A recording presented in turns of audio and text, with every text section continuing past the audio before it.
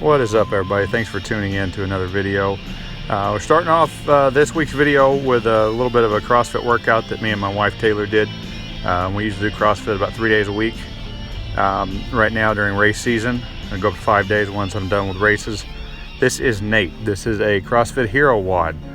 It is a 20-minute AMRAP of 2 muscle ups, 4 handstand push-ups, and 8 kettlebell swings. I cannot do muscle ups, so a good scaled version of that is the lowering muscle up, because you can use as much leg as you need to get the movement pattern down, but also use as little leg as necessary to keep it challenging. So it's a great move. I can't do a full range of motion handstand push-up yet, so I'm scaling with ab mats underneath my head. And then we don't have kettlebells currently, so we are doing dumbbell swings instead.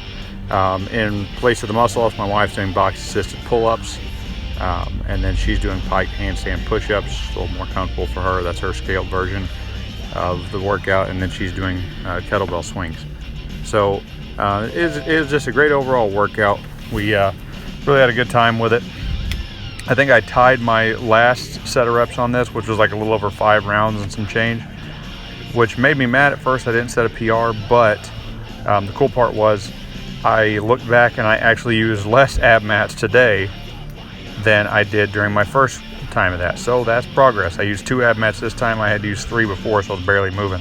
But then again, it looked like I was barely moving today. But that's the beauty of these workouts. You can scale them however you see fit in order to accomplish your goals, in order to get in the intent of the workout. You know, if you can't do a handstand push-up, you can do push-ups, pike push-ups. You can do, different pull-up variations, whether it be ring rows, whether it be muscle-up variations like leg-assisted muscle-ups, whatever it may be. It's just an excellent way to scale and still get in the intent of the workout. So. All right, what's up? Right here, Castlewood. Was it State Park? Is it State Park? Yep. All right, Castlewood State Park. Getting some miles in. Long run number 2. Training block for Rockwoods. Doing what? 16, 18, 20? What do you think? We'll see. Probably 16. We're gonna do some nice and flat stuff to get warmed up before we slaughter our legs on the climbs. Stay tuned. Show you some good views out here.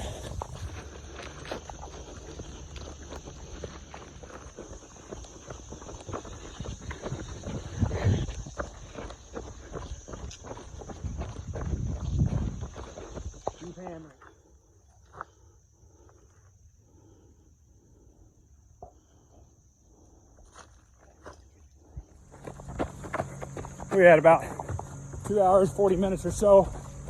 I don't even know what distance we're at. You know what distance we're at? A little over 12 miles. A little over 12, so we're doing all right. Which way are we going? Left. Going left. Actually feeling pretty darn good. You tired yet? Oh no, I still got plenty in me. Out here hammering. All about just keeping that low intensity. Zone 2 running. Feeling good, feeling right. Almost 15 miles in, about 15 minutes to go. And we're hitting up the hardest part of the climb again. A couple 100 feet.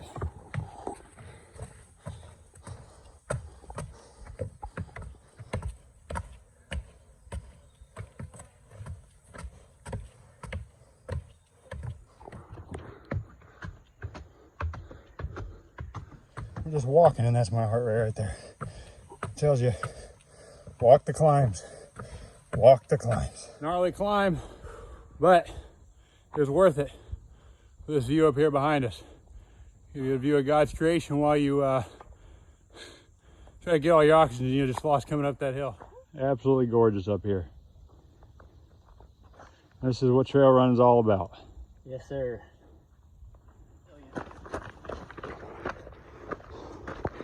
Finishing up, baby. Got about a 1/10 of a mile to go according to my watch.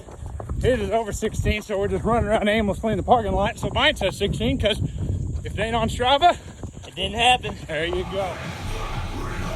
All right, so back in the gym. I believe this is a Saturday after the long run. The long run was on Thursday. And, I was actually feeling pretty good, feeling pretty recovered. Legs were a little sore, but that's to be expected. We got in a lot of good climbing, and we, but you know, given the volume, you know, 3.5 hours worth of running, all trails, a lot of elevation, you know, really didn't feel that bad. I think it's because we kept the intensity low, that zone 2 aerobic zone, and we fueled well. That pays dividends in your long run training. So here we are at overhead squats. We had, I believe I had 5 sets of 7 on the day, which, you know, with Linchpin Athletics, like I said in the previous video, it's the CrossFit programming that I do. It's all online based, and typically we do some sort of strength focused day at least once to twice a week. Sometimes it's just a good old-fashioned heavy day with some singles, doubles. Sometimes it's you know, a little bit higher reps, like 6 or 7 or 5s. Other days it's what we like to call heavy to high heart rate. But this was just 5 sets of 7, and it wasn't, you know, I wasn't gunning for a PR. I was just trying to get better at overhead squatting, because anyone knows who's done it knows that that is a very technical movement to do, and I have improved vastly in my stability. I used to bounce out of the hole just like I used to in a regular back squat, and you're going to pay for that if you're overhead squatting, because that bar's going to bounce forward on you. Worked up to, I think, my 5 sets of 7. I did 125. I said I wasn't pushing for a PR. You don't have to push for a PR every time you go in the gym. Just work on being better at that movement than you were before you came into the gym. You know, I'm that way with a lot of the really technical Olympic lifts right now. I got to check my ego, you know, with squats and, you know, deadlifts. I'll get a little more into it.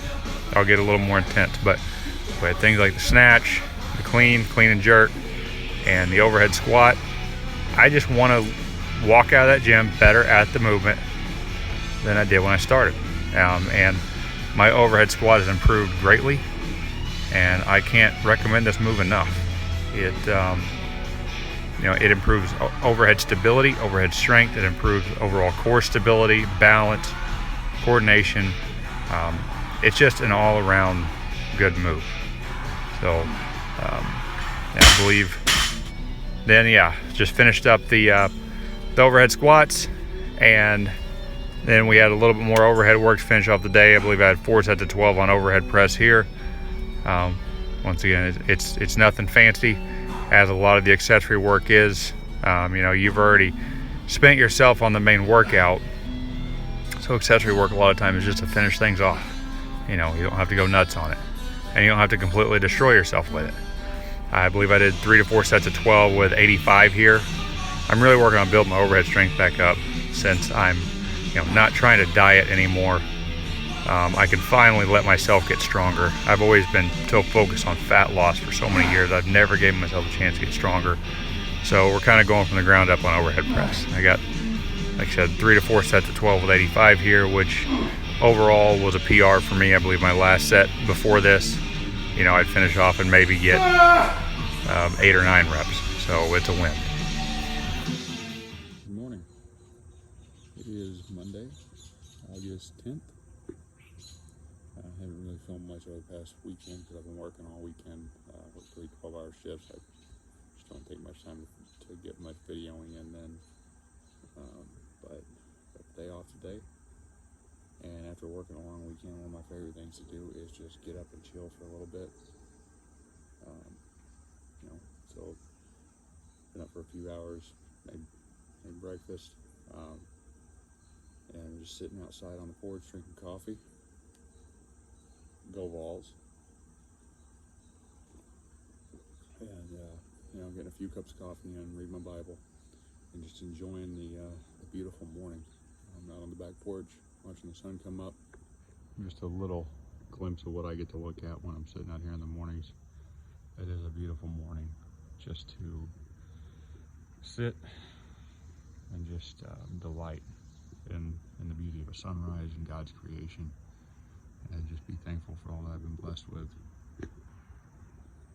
So I'm gonna get some schoolwork done. I'm currently attending seminary online as well right now. I'm studying to get my Master of Divinity in Pastoral Studies. And then I've got a good hard run session here in a couple hours.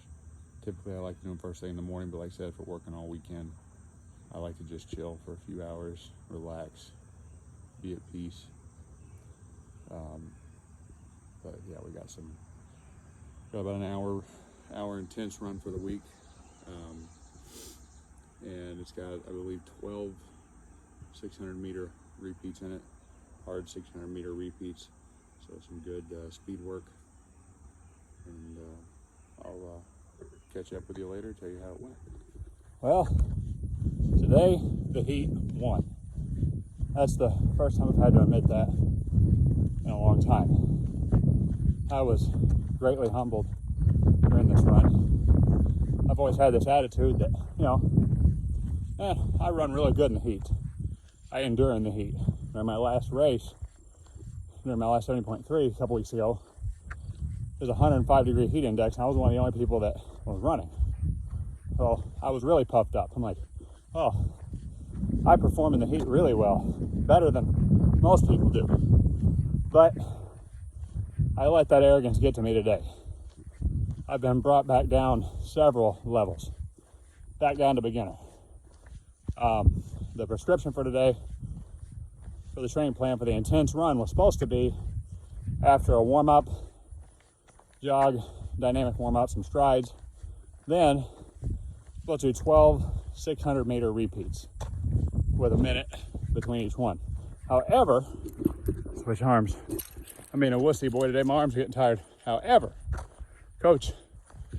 my coach said that you can either do it 600 meters or 2 minutes for each hard repeat at a high zone 4, low zone 5 effort. I was like, 600 won't be that bad. I'll shoot for a 7 to 7:30 per mile pace. I can hold that. That quickly turned from a 7-minute mile pace on the first one. I went way too hard to 7:20, 7:30, 7:45, 8, 8:20, 8:30, and then by the last one I was fighting to hold on to 9 minutes, and that's usually my zone 3 race pace. I was struggling. Well, rest was supposed to be a jog. I walked most of them. So I've been humbled. I should have just done the 2 minutes and held myself back a lot, given that the heat index today is 107. What I should have done, instead of chilling this morning, was got up and ran before the sun came up. It'd been a lot easier. But I cut the run short so I didn't overdo it. I started to feel myself really blowing up after the 10th repeat. I said, that's it. I'm cutting it. Just gonna salvage it. Still got a training effect, still put my body under a lot of stress. Probably too much, that I overestimated myself. But this is how we learn. So, biggest takeaways from my mistakes: when you got a lot of repeats, don't go out too hard and stay humble. Don't make your above blowing up. Okay. Sorry for the unflattering angle, but this is all I got the energy left to do. I was a little delirious walking earlier, even while I was talking on the phone, or talking, so. That's the closest I've ever come to heat exhaustion. I've never had that happen. Today was just a perfect storm. I don't know if I may have not hydrated enough. Typically, I've had close to a gallon of water by the time by noon, and that's about when I ran. Which, once again, it would have been much smarter to get up about 5 and go run instead of wait until noon, but such is life. It happens. But one other thing I want to talk about is had a little last-minute change of plans on races. With COVID cases going up, there's a likelihood that my other 70.3, the local one I had in Carlisle on September 20th, may not happen. They've started canceling other events at that lake already. So another race that I was looking at in the first week of September that I couldn't get off work for is now being moved up to August 22nd. They want trying to get ahead of this big spike in cases and get the race in before restrictions tighten up again or things shut down again. So I wanted one more 70.3 in me. I was dying to get one more in me. I'm excited for that ultra, but triathlon is mainly my passion. So I wanted to get one more in, so I went ahead and signed up for that one. I hadn't signed up for the other one yet, so I'm backing out of the one on the 20th. that's a weekend I had to work anyways. So either one of them was going to involve some time off I needed from work. I don't want to. I would love to do both, but I just can't spend that much time off. I got other priorities throughout the year. So now the plan goes from this week, I'm back into hard training. I just came off a recovery week, 2 recovery weeks from my last race. I just started hard training again yesterday morning.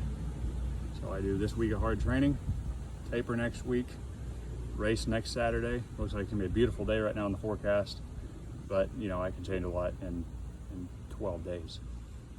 And then rest a week, and then focus solely on the ultra, on the 50K. All right, this is our idea of a date night now.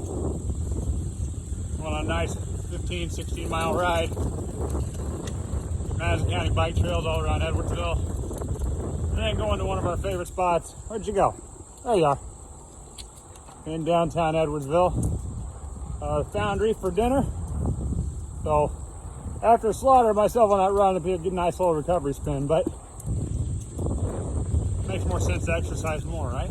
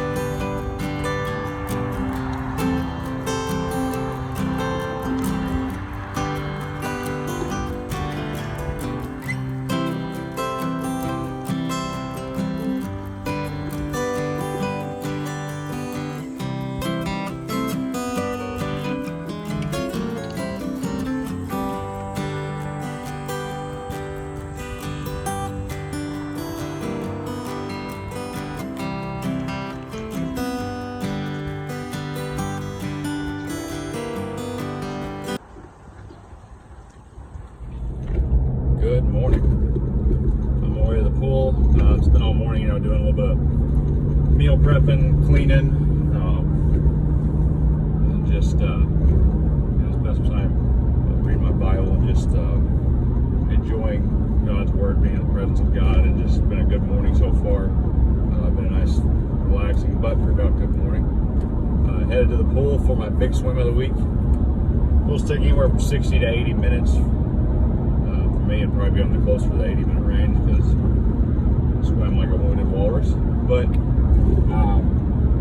it's going to be a pretty chunky swim. I haven't got to do one of these in a while because of COVID and the pool being closed for a while. Now the pool's open again. It's to open to members only, and most of the time slots that they give you are only 45 minutes. Now you can get a lot of work done in 45 minutes in the pool if you get after it, while you gag around.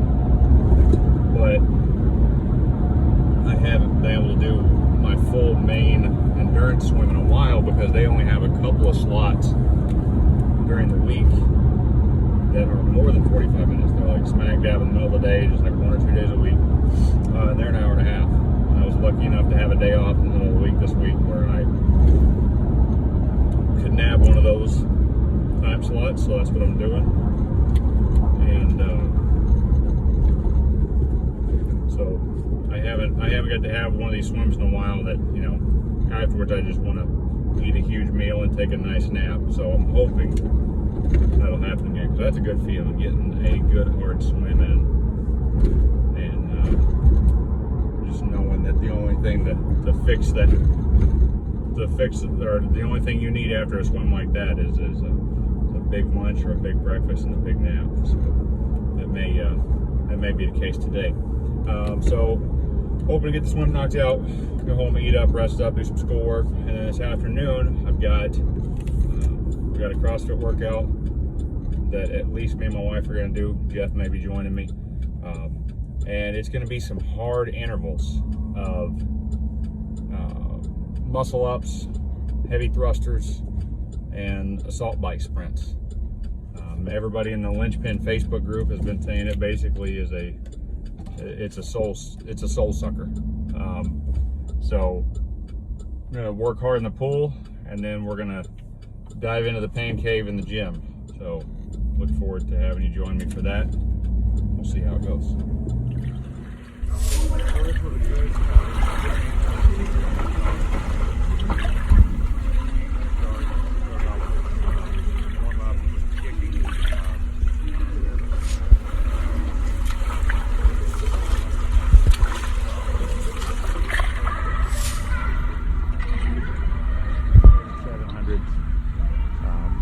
Deck up to every 100, 800 pool, and then I believe capacity.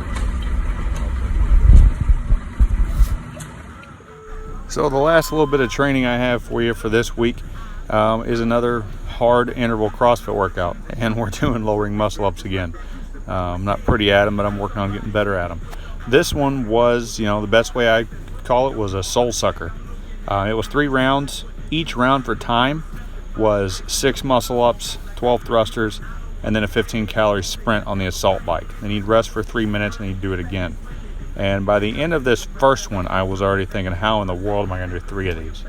Because as our coach with Linchpin says, pedal or sprint like the devil is chasing you. And that's the intent of the workout. It's stomping on the gas pedal, going hard, and burning yourself out. And I believe I thoroughly accomplished that on this workout. So it's just how hard you can push. It's all about how hard you can push. And I wanted to keep that intent. I know I can do heavier thrusters, but I did 75 pounds because I'm not fast with them. I'm not, I don't have a good throttle on thrusters yet. So I stuck with 75 just to keep technique good and keep speed up. I believe the prescribed weight was 115, and we'll get there one day, but I'm not going to rush it. I'm going to get better at thrusters first. Just like I said, with overhead squats, you don't always have to try to, blow up the PR, or, sometimes checking your ego, embracing scaling, and just getting better in a movement in the middle of the workout is a good way to go about it. So, me and Taylor each did 3 rounds on this, and we only have 1 assault bike and 1 set of rings, so it was kind of more of a you go, I go thing. We just had to keep it, we had to just keep watching out for each other. So, if you notice in the background, as soon as I finished the muscle ups, she was adjusting the rings to get ready for her ring rows. She had a separate barbell laying there on the ground beside her. And then while she was going through her intervals, I was getting the bike seat ready for her, because obviously we're not the same height. But we both had a good day with this. We were both also walking and talking a little funny after this. You don't realize how much these hard intervals take out of you. But it was a good workout. It was a good overall week of training. It was the first, just ginormous long trail run with a lot of climbing I'd done. Last week's was kind of a flatter run of 3 hours, but, building up to 4 hours next week. And, we're a couple weeks out from my next 70.3 at this point. A little under a couple weeks out. Super excited about that, to get one more 70.3 in me. I'm very thankful for that. With COVID shutting all the races down, that I can get one in, and I'm looking forward to how that day's going to go. So I hope, as these videos go on, I get better at filming different workouts, because I had a lot of bike workouts in here, a lot of runs, a lot of other lifting days, and I want to be able to document those as well. It's just a matter of getting better at filming, documenting, learning as I go. And, so that's the video for the week. Hope you enjoyed it. If you do, give it a like, thumbs up, subscribe, all that good stuff. And, continue to watch me on my journey. I don't claim to be anything special. I know I'm not. I'm learning every day, trying to improve every day. And I just feel like I've got a story to share about it. in hopes of motivating others.